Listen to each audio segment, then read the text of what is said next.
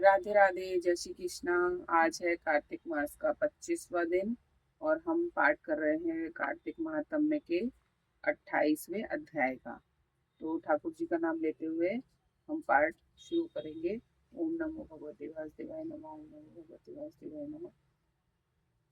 कार्तिक मास का 28वां अध्याय। धर्मदत्त ने पूछा, हे देवगण, जय और विजय ने अपने पूर्व जन्म में ऐसा कौन सा पुण्य किया था जिससे जिससे भगवान विष्णु का रूप धारण करके वह उनके द्वारपाल हुए। गणों ने कहा, प्राचीन काल में तृणबिंदु की पुत्री देवहूति से कर्मद ऋषि द्वारा केवल देखने मात्र से ही दो सुंदर बालक उत्पन्न हुए। उसमें से बड़े का नाम जय और छोटे का नाम अजय हुआ। बाद में देवहूति के गर्भ से कपिल देव जी भी हुए। जय और अजय दोनों ही भगवान विष्णु के बड़े भक्त और धर्मात्मा थे। दोनों ही नित्य प्रति अष्टाक्षर मंत्र का जाप करते थे और भगवान विष्णु का व्रत करते थे। भगवान भी इन दोनों भाइयों पर अत्यंत प्रसन्न थे और नित्य पूजा के समय इनको दर्शन दिया करते थे। एक दिन राजा के निमंत्रण पर देवर्षि नारद गणों सहित राजा के यज्ञ में पधारे। उस यज्ञ में जय ने ब्रह्मा और अजय ने पुरोहित बनकर यज्ञ को संपूर्ण करवाया। यज्ञ की विधि पूर्वक समाप्ति हुई। मरुत राजा ने जय और अजय को बहुत सा धन दिया। वह दक्षिणा लेकर दोनों भाई अपने आश्रम में वापस आए। धन का बंटवारा करते समय दोनों भाइयों का आपस में झगड़ा हो गया। जय ने अजय से कहा कि धन के दो बराबर भाग होने चाहिए। अजय ने कहा, नहीं, जितना धन जिसको मिला मिला है उतना धन उसका ही है। तब जय ने क्रोध में भरकर अजय को श्राप दिया कि तुम धन लेकर नहीं देना चाहते हो, इसलिए तुम ग्राह हो जाओ। अजय ने जय का दिया हुआ श्राप स्वीकार कर लिया और जय को श्राप दिया कि तुम अभिमानी हो, इसलिए तू अभिमानी है, इसलिए तू हाथी हो जा। और जब नियम पूर्वक दोनों की पूजा के समय भगवान उनको दर्शन देने के लिए आए तो दोनों ने भगवान से श्राप मोचन का उपाय पूछा। दोनों ने प्रभु से कहा, हे देव, हम दोनों अपने आपके भक्त हैं। अगर हम हाथी की योनि में कैसे होंगे? हे कृपा, हाथी की योनि में कैसे होंगे? हे कृपा सागर, श्राप से हमारा उद्धार कीजिए। भगवान विष्णु ने कहा, मेरे भक्तों की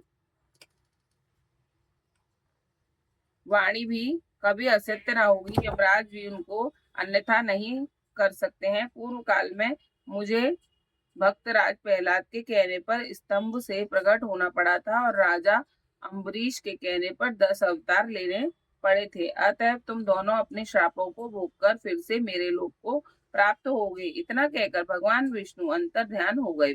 गणों ने कहा, तब वे दोनों भाई दोनों गंडकी नदी के किनारे मगर और हाथी हुए। जाति स्मरण रहने के कारण इस योनि में भी भगवान विष्णु का व्रत नियम पूर्वक किया करते थे। एक दिन कार्तिक की पूर्णमासी को वह हाथी स्नान के लिए गंडकी नदी में गया। जब पिछले जन्म का श्राप स्मरण करके मगर ने हाथी पकड़ लिया, मगर के पकड़े हुए हाथी ने भी भगवान विष्णु का स्मरण किया। फिर क्या था, तुरंत ही शंख चक्र गदा पद्मधारी भगवान ने अपने सुदर्शन चक्र द्वारा उन दोनों मगर और हाथी का उद्धार किया और उन दोनों को अपने जैसा रूप देकर भगवान उन्हें वैकुंठ में ले गए।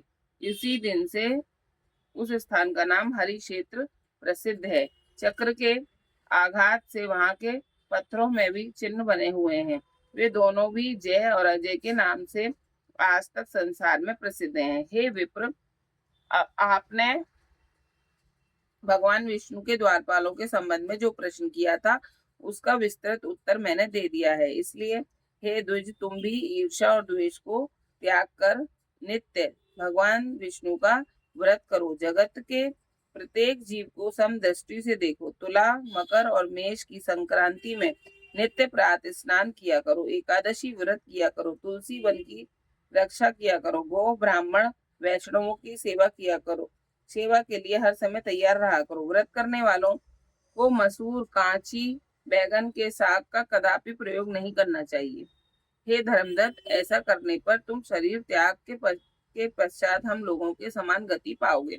भगवान विष्णु को प्रसन्न करने वाले इस व्रत के समान फल देने वाला तीर्थ, दान और यज्ञ दूसरा कोई नहीं है। हे विप्र, तुम धन्य हो, क्योंकि तुमने विष्णु भगवान को प्रसन्न करने वाला व्रत किया है और जिसका आधा फल तुमने इस कलह को दिया है।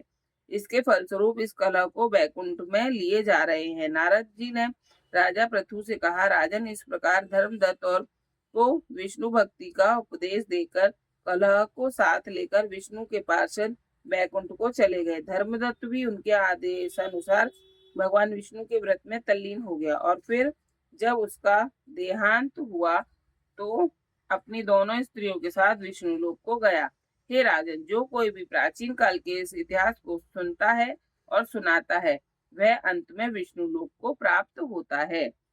ये 28वां अध्याय संपूर्ण किया। जय जय श्री राम।